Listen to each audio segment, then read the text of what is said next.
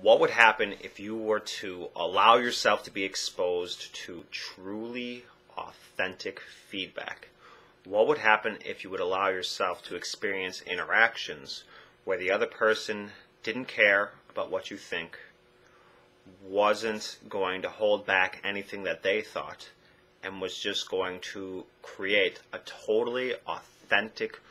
real experience where you could talk about whatever you want to talk about,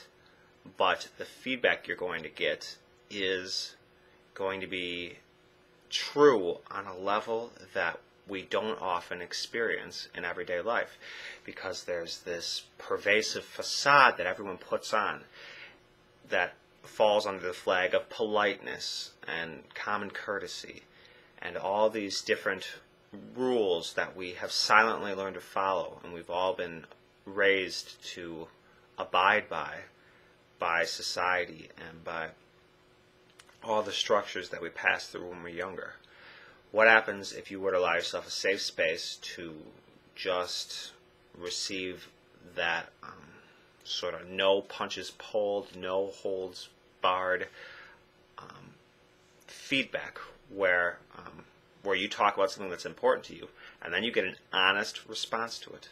Where if you were to share something with me, my initial reaction to that might be to judge it. Now, normally I would release my judgment to that because it doesn't feel good to judge someone, and I would just leave it at that. But what if instead of that I honored my judgment and I shared why I was judging you, and you got the experience of being judged for the important thing that you just shared with me, and I naturally, after sharing the judgment, would release it because it doesn't feel good to hold on to judgment, and it feels much better to find a perspective where I'm not judging you. But you get to be in a place then of where you were just judged. You just shared something important to you and you were judged for it. Now what do? How do you handle that? And that's a great place to learn from, because if you can get yourself in a place where you can be vulnerable and be judged and learn how to handle that healthily, then you are going to be a hell of a lot more willing to share things that are important to you. If it doesn't affect you, if you can be with somebody who you trust, or somebody who, if you can be around people whose opinion is important to you, or whose, I guess if you can just be judged by someone and feel the pain of that judgment, and learn how to release it, and learn how to not take it personally, learn how to put some distance between what you put out and who you are, and how you act and who you are,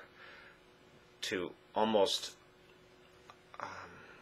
ground yourself in the eternal aspect of your own nature, and